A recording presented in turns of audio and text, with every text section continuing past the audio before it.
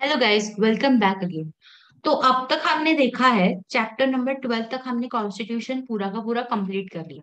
तो अब हम स्टार्ट करने वाले हैं चैप्टर 13। और 13 बहुत बड़ा है। और 14 तो मुझे लगता है अभी मुझे दो वीडियोस लगेंगे 20 30 30 मिनट के। 14 बहुत छोटा है, लेकिन 13 शायद दो वीडियो में कन्वर्ट होगा। मतलब 13 हाफ यहाँ करेंगे और 13 हाफ वहां, और 14 ऐसे करेंगे हम। Okay, so let's start.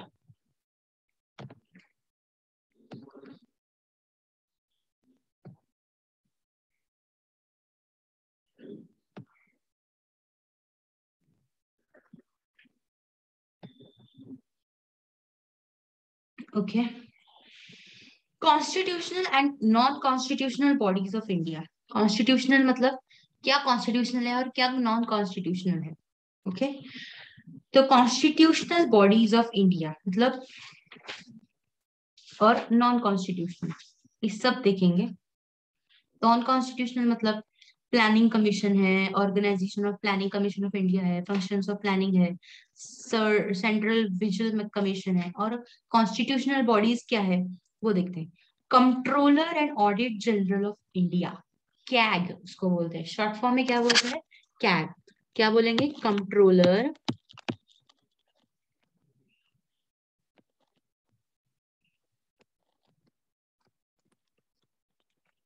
And audit general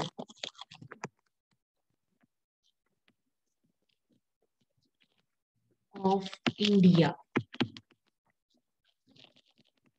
short form में बोलते कैग, CAG।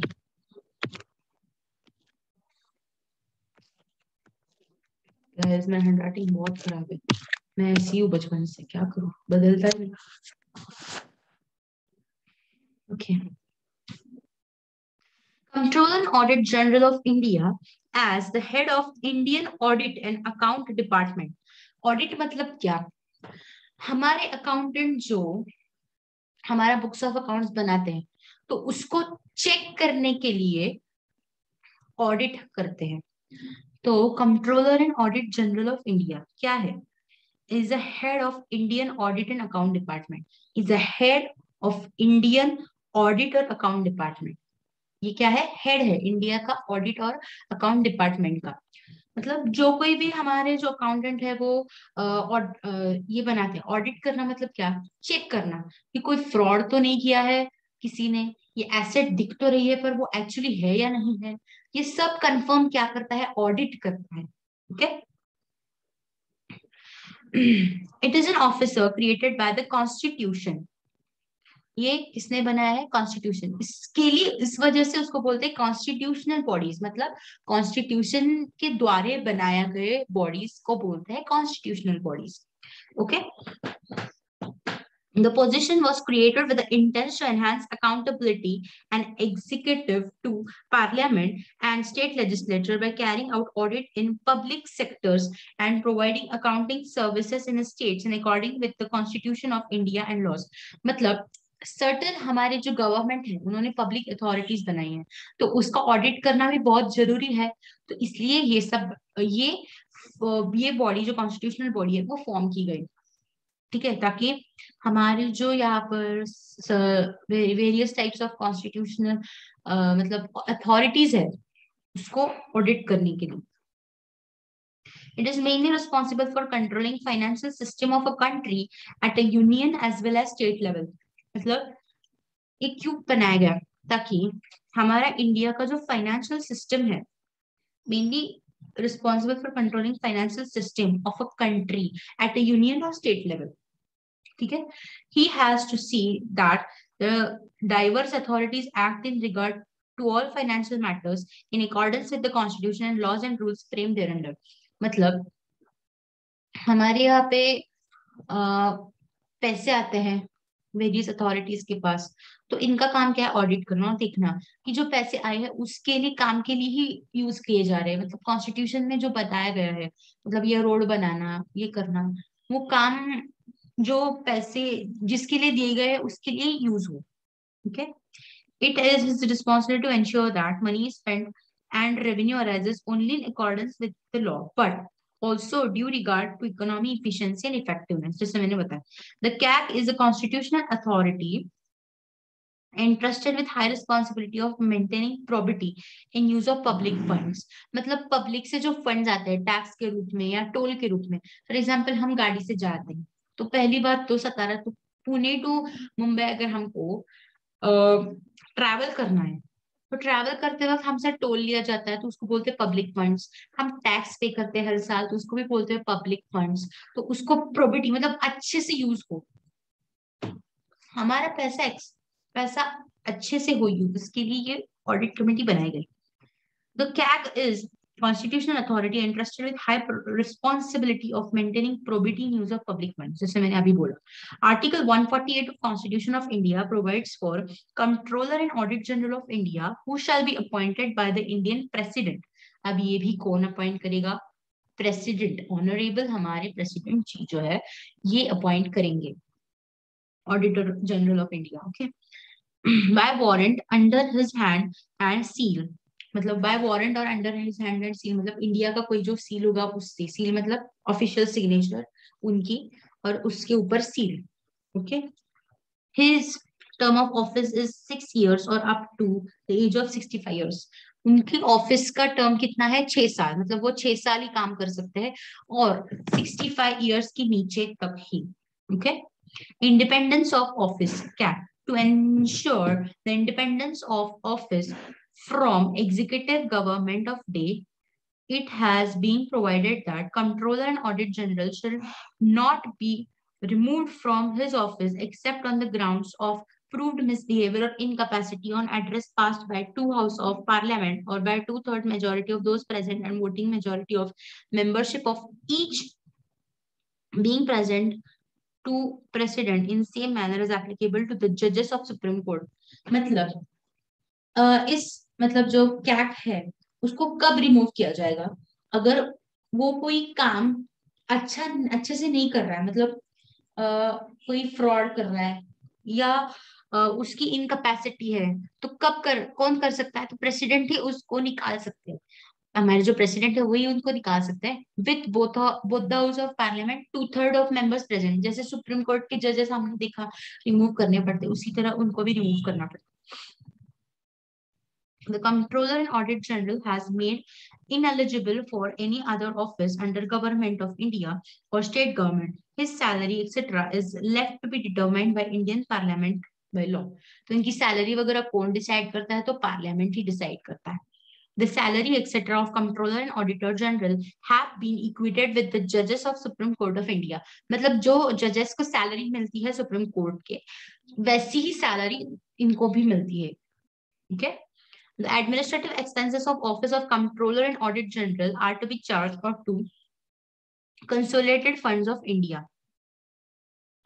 Consolidated Funds जो है हमारी इंडिया के, जो कैग के जो एक्सपेंसेस है जो हमारे इंडिया कंसोलिडेटेड फंड्स में से लेना पड़ता है। Okay, functions of CAG. अब कैग क्या क्या काम करते हैं? कैग मतलब कौन? Controller and audit general of India. फिर से बोलिए, कंट्रोलर, ये कंट्रोलर नहीं है, controller and audit general of India. उनके फंक्शंस क्या है? As most important instrument of accountability, the Comptroller and Audit General has dual role to perform as an agency on behalf of legislature to ensure that executive complies with the various laws passed by the legislature in letter and spirit। मतलब legislature ने जो कोई भी काम करने के लिए कोई अथॉरिटी को मतलब दिया है तो उसको ये करा, एजेंसी लेजिस्लेचर के बिहाफ पर कोई एजेंसी काम करती है तो उसको ऊपर एक प्रेशर बनाया रहता है कि अच्छे से हमें काम करना है। okay? Secondly, on behalf of executive to ensure compliance by subordinate authorities with the rules and order issued by it। मतलब एग्जीक्यूटिव को सबॉर्डिनेट इसे बताओ, on behalf of executive to ensure compliance by subordinate authorities with the rules। मतलब executive ने subordinate को जो कोई भी काम दिया वो अच्छे से हो, इसके लिए ये फंक्शन है कि वो कर तो रहे ना काम, ये फंक्शन है उनका देखना। He is empowered to make rules for carrying out provisions relating to maintenance of accounts, make regulations for carrying out provisions relating to scope and extent of account audit, including laying down the guidance of government department, general principles of government accounting, and broad principles in regard to audit of receipt and expenditure, requisitioning of all records of the audited department or organization. और तो उनके पास rule बनाने का भी power है। तो किस तरह के रूल, तो अकाउंट्स मेंटेन करने हैं, उसके बाद regulation of carrying out provision to extent of audit, मतलब ऑडिट करने के लिए जो कोई भी प्रोविजंस लगने वाले हैं तो उसको कैरी आउट करना। फिर guidance of government, including lying down the guidance of government, government ने गाइडेंस दिए उसको फॉलो हो रहा है या नहीं वो देखना, ये भी ड्यूटी है। While fulfilling his constitutional obligation, the Comptroller and Audit General of India conducts following types of audit। कौन कौन से तरह के ऑडिट को कर सकते हैं? अब ऑडिट भी बहुत प्रकार के होते हैं गाइस। ओके, तो यहाँ पर दिया है कौन कौन से। फाइनेंशियल ऑडिट, पैसों का ऑडिट। सेकेंड, कंप्लायंस ऑडिट, ये कंप्लाई किया है या नहीं किया है ये देखने का। कंप्लायंस मतलब तुमने कंप्लीट किया ना या नहीं किया, नहीं किया, क्यों नहीं किया, ऑडिट। फाइनेंशियल मतलब पैसों से रिलेटेड। फिर कंप्लायंस हो गया। फिर परफॉर्मेंस ऑडिट, कैसे परफॉर्मेंस चल रहा है, अच्छे से तो परफॉर्म कर रही है ना, गवर्नमेंट के हिसाब से तो परफॉर्मेंस चल रहा है ना, audit. EDP audit, further the Comptroller and Audit General of India undertakes special audit at the request of government। अगर गवर्नमेंट बोला कि आप और एक ऑडिट करो तो इनको एक स्पेशल नाम का ऑडिट करके उनको ये ऑडिट करना मांगता है, मतलब करना पड़ता है।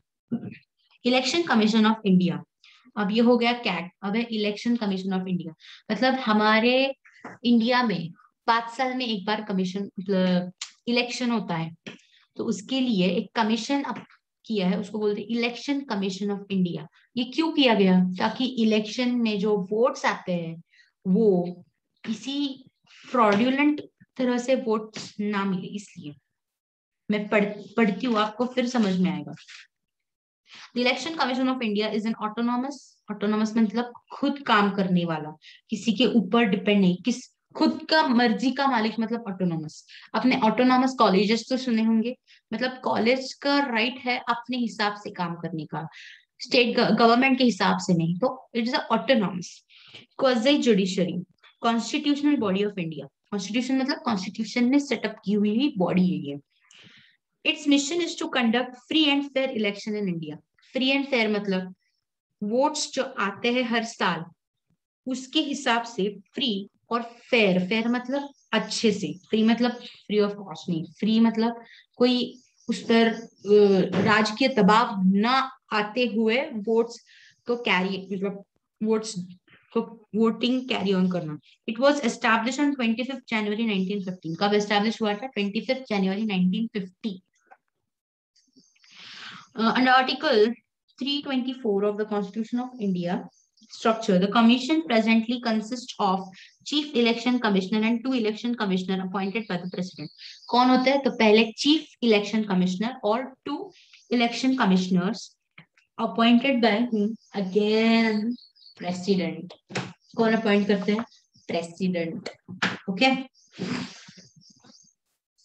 The Chief Election Commissioner can be removed from the office by Parliament of 2/3 majority in Lok Sabha and Rajya Sabha on the ground proved misbehavior and incapacity। Same पहले की तरह ही है।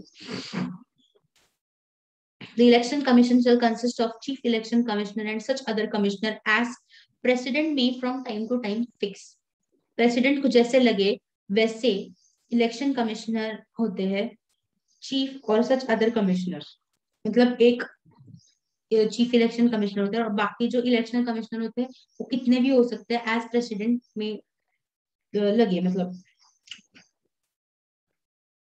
Other election commissioners can be removed by president on the recommendation of chief election commissioner. कैसे remove होते हैं? By president, president remove करते हैं। क्या बोला? हाँ,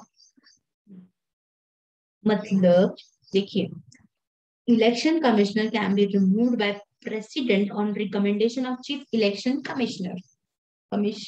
चीफ के साथ साथ प्रेसिडेंट रिमूव कर सकता है इलेक्शन कमिश्नर को. Salary of chief election commissioner is same as justice of supreme court of India. All three commissioner have same right of taking a decision. सारे कमिश्नर को इक्वल राइट्स है decisions लेने का. मतलब तुम्हें ज्यादा है, तुमको कम है, इसको कम है, नहीं. Three are equal. Tenure again 6 years और up to 65 years whichever is earlier. मतलब अगर वो 62 साल के हैं, 62 years के हैं, 63, 64, 65, 3 years होगा, राइट? क्यों? कि 65 तक. वैसे तो 6 साल है, पर वो अभी 62 years के हैं, तो 3 साल ही काम कर सकते हैं. Okay guys, whichever is earlier का ये है. The Election Commission of India has completed more than 300 elections. Okay. The Election Commission shall have power of superintendence, direction, and control of all elections to Parliament and state legislation and elections to the office of President and Vice President. Okay. Power and duties. The Election Commission enjoys power,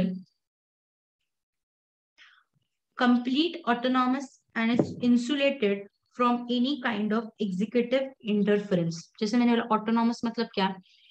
किसी भी party का इस पर control नहीं हो सकता. मतलब क्या? पार्टी का कंट्रोल नहीं हो सकता मतलब क्या?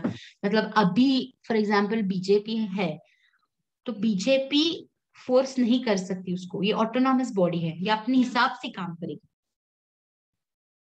The body also functions as quasi-judiciary body and matters of electoral disputes, other matters involving conduct of election. It is recommendations and opinions are binding on President of India. However, the decision of body are liable for independent judicial review by court acting electoral petitions. The Election Commission is responsible for planning and executing a whole amount of complex operation that goes into conduct of election. However, election forces and police is deemed to be on deputation to Election Commission, which takes effective control of personnel.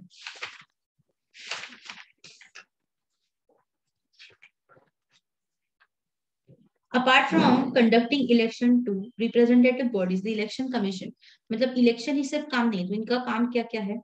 The Election Commission has been many occasions called by the court to oversee the execute election, various governing bodies of other autonomous organizations such as syndicates of universities, statutory professional bodies, etc. The following are the principal functions of election: demarcation of constituencies, preparing of electoral rolls, then recognition of political parties and allotment of symbols. Symbols मतलब हाथ ये कांग्रेस का है, कमल ये BJP का है, ऐसा.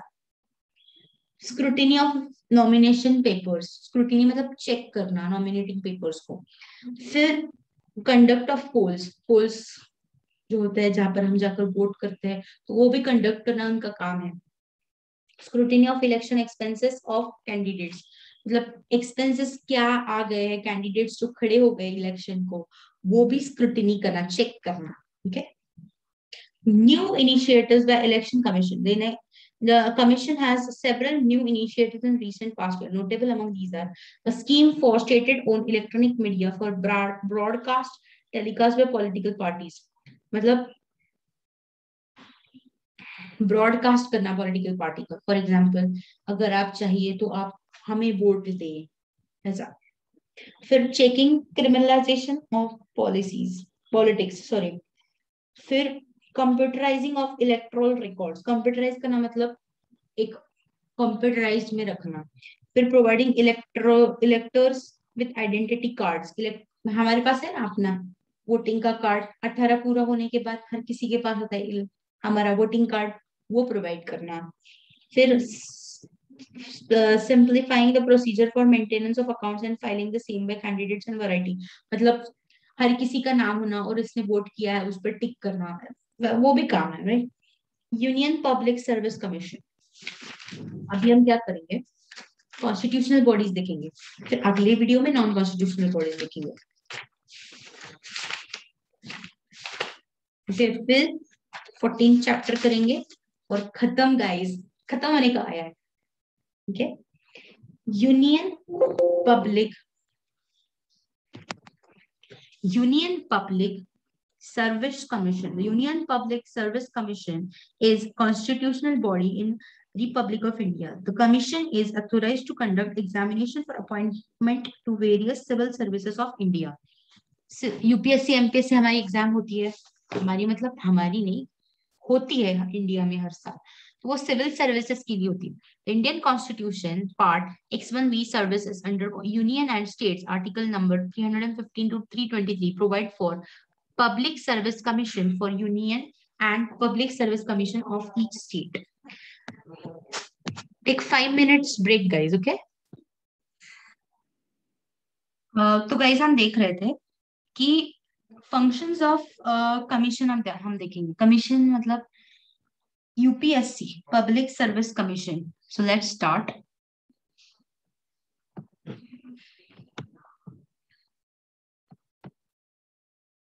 तो हम क्या देख रहे थे? तो पब्लिक सर्विस कमीशन देख रहे थे। ओके, तो what is public service commission के पावर क्या है? What are the powers of public service commission? Functions क्या? Sorry, functions of UPSC are to conduct examination for appointment of the services of union. UPSC का कैंप क्या होता है? तो एग्जाम लेना हर साल। यूपीएससी की हर साल एग्जाम होती है, आपको पता है, तो उसका काम यही है, एग्जाम लेना। मैं आपको डिटेल में समझाऊंगी। Recruitment to services and post under the union through conduct of competitive examination or direct recruitment. There is a regular mode of recruitment where an examination is conducted followed by an interview. Examine conduct होती है हर साल और interview भी होता है UPSC का, तो ये काम होता है उनका। Advising on suitability of officers for appointment on promotion as well as transfer on deputation. ये अच्छा होना कि ये बंदा अच्छा है काम करने के लिए, मतलब एडवाइस करना कि ये काम बंदा अच्छा कर सकता है, सुटेबिलिटी या promotion, advising the government on all the matters relating to methods of recruitment to various services and posts. Okay, then disciplinary cases relating to different civil services. Civil services से लेकर डिसिप्लिनरी केसेस जो है उससे different disciplinary cases relating to different civil services. Then miscellaneous matters relating to grant and of extraordinary pensions, reimbursement of legal expenses, etc. ये सब extra matters के ऊपर भी उनका काम होता है देखना। ओके गाइस, फिर देखेंगे administration and controls. Members of UPSC, the chairman and the other members of UPSC are appointed by the President of India. फिर president ही appoint करते हैं इनको। At least half of the members of commission are civil servants. Half कौन होते हैं? तो civil servants होते हैं यहाँ पर members with minimum 10 years experience either in central state service. उनके पास कितना साल का एक्सपीरियंस होना चाहिए? तो 10 साल का। मेरे पास तो कौन सा भी एक्सपीरियंस नहीं है, क्या खुद बताओ। Every member holds for the term of 6 years until attains the age of 65 years or whichever is early. ये भी वही है, 65 years, 6 years. He can submit resignation at any time to the President of India. President of India को वो कभी भी resignation दे सकते हैं।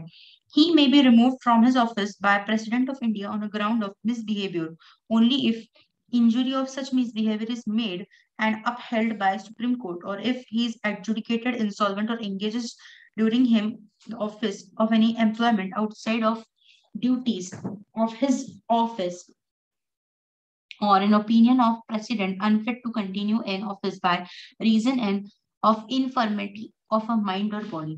The UPSC annually submits the report of work to the President of India. Further, it is sent to each house of parliament for the discussion. Okay, क्या काम होता है आपने देखा, रिपोर्ट सेंड करते हैं प्रेसिडेंट को और फिर पार्लियामेंट के पास वो जाकर डिस्कस होते हैं। ओके,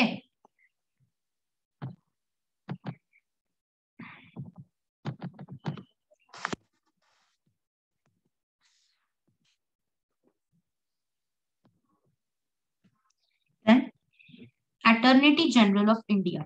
अब अटॉर्नी जनरल ऑफ इंडिया क्या होता है देखेंगे। Attorney General of India is the Indian government chief legal advisor and its primary lawyer in Supreme Court of India. Attorney General of India मतलब क्या? Indian government chief legal adviser, government के लिए जो legal adviser का काम करती है, legal adviser मतलब lawyers, and its primary lawyer is in supreme court of India, और जो सुप्रीम कोर्ट में काम करते हैं ऐसे लॉयर्स होते हैं. Okay. The Attorney General of India is appointed by the President of India under Article 76(1) of Constitution of India and holds the office during the pleasure of President. जब तक president को लगता है कि वो ऑफिसर मतलब अटॉर्नी जनरल रहना चाहिए, मतलब उसने मुझे लीगली एडवाइस करना चाहिए, तब तक वो एज ए लीगल एडवाइजर रहेगा. Okay, at the pleasure of President. He must be a person qualified to be appointed as a judge of the Supreme Court. मतलब वो जज ऑफ सुप्रीम कोर्ट को क्वालिफाई होने के लिए ऐसा क्वालिफिकेशन उसके पास होना चाहिए, तभी वो किसी गवर्नमेंट के लिए अटॉर्नी का काम करेगा, मतलब लीगल एडवाइस का काम करेगा. The Attorney General is responsible for giving advice to the Government of India upon such legal matters and to perform such other duties of legal character as may be referred or assigned to him by the President. The Attorney General has a right of audience in all courts in India as well as the right to participate in a proceedings. He or she also represents the government of India in reference made to President to Supreme Court under Article 143 of the Constitution. The Attorney General is assisted by Solicitor General and 4 additional Solicitor General. Okay. तो attorney general को assist कौन करता है? तो solicitor general और 4 additional solicitor generals. The Attorney General is to be consulted only in legal matters of real importance and only after Ministry of Law has been consulted. मतलब ministry आ गई, अपना मुंह चबटने का नहीं वहां पे, मतलब जाने का और बोलने का. मेरा क्या बोलना है कि मैं आपको लीगल एडवाइस ऐसे ही देता हूँ. नहीं भाई, मिनिस्ट्री ने बुलाया तो ही बोलने का, नहीं तो नहीं बोलने का. The Attorney General is to be consulted only in legal matters of real importance. मतलब जब importance होगा तभी बोलने का. The Attorney General can accept briefs but cannot appear against the government. वो brief accept कर सकता है पर government के against appear नहीं हो सकता. He or she cannot defend an accused in criminal proceedings and accept directorship of company without permission of the government. वो अगर किसी गवर्नमेंट ने क्रिमिनल काम किया है तो उसके लिए आप प्रेजेंट नहीं हो सकते. मतलब कौन? तो legal adviser. Except the directorship of company. Okay. Unlike Attorney General of United States, Attorney General of India does not have any executive authority and is not a political appointee. Those functions are performed by Law Minister of India. Okay. मुझे लगता है आपको समझ में आ रहा है या नहीं आ रहा है. आप मुझे फिर से डाउट बताएंगे गाइस. आई होप आप मुझे डाउट बताएंगे. The attorney General of India, like an Advocate General of State, is not supposed to be political appointee in spirit, but this is not the case in practice. Every time a party comes to power in general elections in India, all law officers resign. The law officers loyal to new party are appointed. Okay.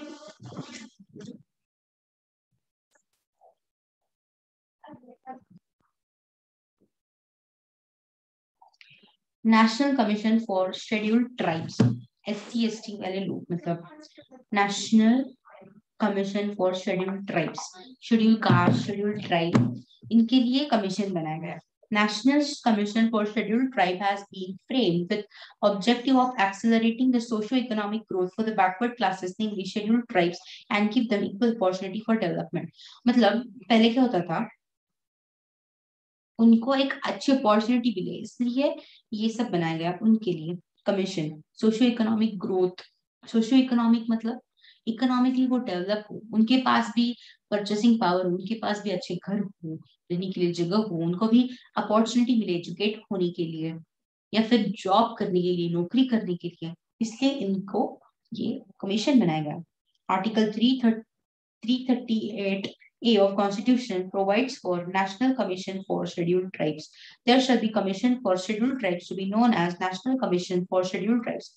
Subject to the provision of any law made in this behalf by Parliament, the commission shall consist of chairperson, vice chairperson, and three other members, and the condition of service and tenure of office of the chairperson, vice person, and other members so appointed shall be such as the president by rule determine. President जैसे बोलेंगे वैसा होगा, पर generally कौन होगा? Chairman and vice chairman and three other members. Okay, tenure president के हिसाब से the chairperson, vice chairperson, and the other members of the commission shall be appointed by the president by warrant under his hand and seal. Hand under his hand and seal. India का seal होता है पता है? 3 चक्र. अशोक स्तंभ है शायद. अशोक स्तंभ का वो जो 3 लायंस है ना, वो सील है शायद इंडिया का. आई डोंट नो, पर मुझे लग रहा है.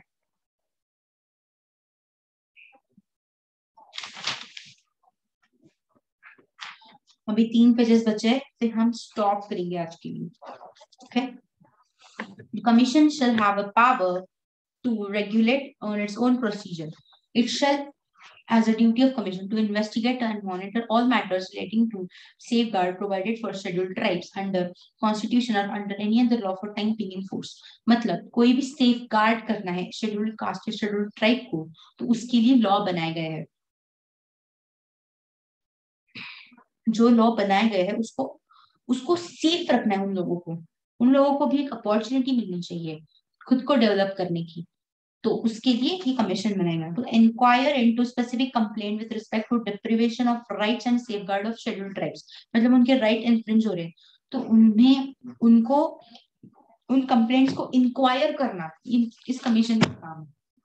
Okay. Then to participate and advise on planning process of socio-economic development of scheduled tribes and evaluate progress. उनकी प्रोग्रेस कैसी हो. To present the president annually and such other times as the commission may deem fit, report upon working those safeguards. मतलब काम कैसे चल रहा है उसके ऊपर का रिपोर्ट हर बार प्रेसिडेंट को देना है.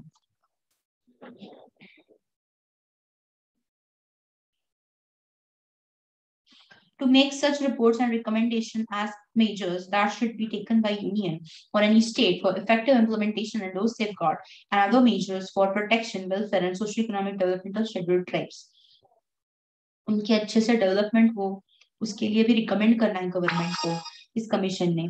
To discharge such other functions in relation to protection and welfare, development and advancement of scheduled tribe as president may subject to provision of any man specify. The president shall cause all such report to be led before each house of parliament along with a memorandum explaining the action taken or proposed to be taken.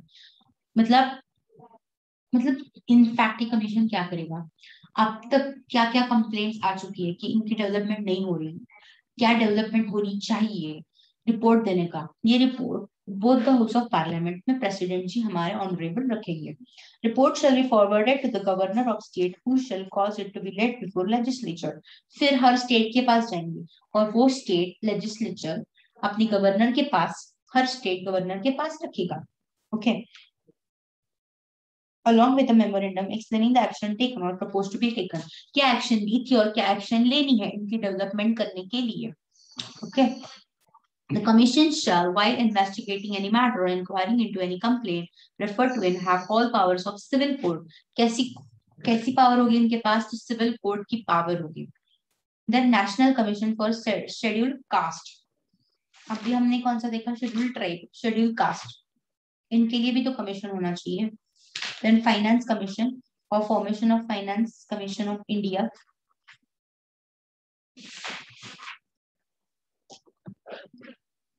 National Commission for Scheduled Castes. National Commission is a body formed by the government of India to look after the interest of scheduled caste population of the country. Under Article 338 of Constitution of India, amended by Constitution Act in year 2003, अब इनके development के लिए ये commission बनाया गया कि कब साल 2003 में under article 338 There shall be a commission for scheduled castes to be known as National Commission for Scheduled Castes, subject to the provision of any law made in this behalf by Parliament. The commission shall consist of chairperson, vice chairperson, three other members, and the condition of service and tenure of a chairperson, vice chairperson so appointed shall be the president as may be determined. ये सभी वही same है, मतलब क्या, president और vice president कौन choose करेंगे, तो हमारे प्रेसिडेंट जी, और उनका टेन्योर भी उनके हिसाब से ही होगा. तो the chairperson, vice chairperson and a member of commission shall be appointed by president by warrant under his hand and seal. जैसे हमने बोला signature और 3 हमारे lines. It shall be duty of commission to investigate and monitor all matters. Monitor करना और investigate करना all matters. To inquire into specific complaint, वही देखना कि कोई complaint तो नहीं आ रही. So to participate and advise करना government को. To present the president annually and such other times report dena. To make in such reports recommendation as the measures that should be taken by the union. Okay, to discharge such other functions in relation to protection, welfare and development of scheduled castes. उनकी development होने के लिए क्या करना चाहिए, ये भी तो कमीशन ने बोलना चाहिए, right? Okay guys, the president shall cause all such report to be let down for each house of parliament along with a memorandum explaining the recommendation. ये भी अब दोनों हाउस ऑफ पार्लियामेंट में लेके जाना का. Copy shall be forwarded to governor, जैसे पहले किया था. The commission shall investigate, ठीक है? The union and every state shall consult the commission all major policy matters, जैसे हुआ था scheduled tribe में भी. Okay? Finance commission of India. काम करते हैं, 5 मिनट का ब्रेक लेते हैं.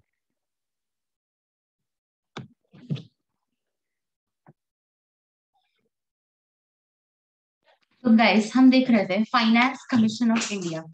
फाइनेंस कमीशन ऑफ इंडिया क्यों स्थापन किया गया था? Finance commission of India was formulated with the purpose of allocation of resources between union and state. It is constituted by the president and all appointment to the commission are made by him as well. Finance Commission of India was formed in year 1951 under Article 280 of Constitution of India. The commission was structured according to the world standards. The objective of forming the Finance Commission was to allocate resources of revenue between union and state governments in India adequately. मतलब union और state में पैसा अच्छे से distribute हो, इसके लिए ये बनाया गया था. Okay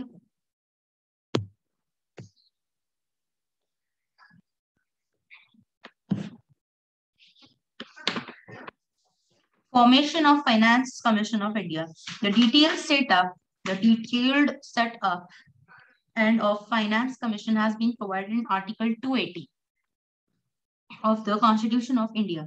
The article states the President shall, within 2 years from the commencement of this Constitution and thereafter, at the expiration of every 5th year, at such time earlier as the President consider necessary by the order of Constitution of Finance Commission, when shall consist of chairperson and 4 other members to be appointed by the President.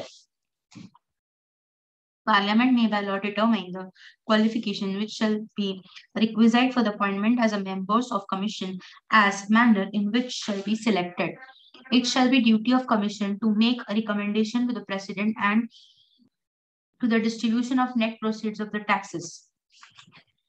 Guys, आज मुझे लगता है हमें stop कर देना चाहिए, फिर हम अगले वीडियो में फंक्शंस देखेंगे उसके, फिर पावर, फिर नॉन कॉन्स्टिट्यूशनल बॉडीज देखेंगे, और फिर हमारा जो अगला वाला चैप्टर है 14 वो कंप्लीट कर देंगे, और फिर ऐसे होते हमारा कॉन्स्टिट्यूशन पूरा का पूरा खत्म हो जाएगा. मुझे लग रहा है आपके लिए अब ये बहुत प्रेशर होगा, इसलिए हम ending this meeting right now.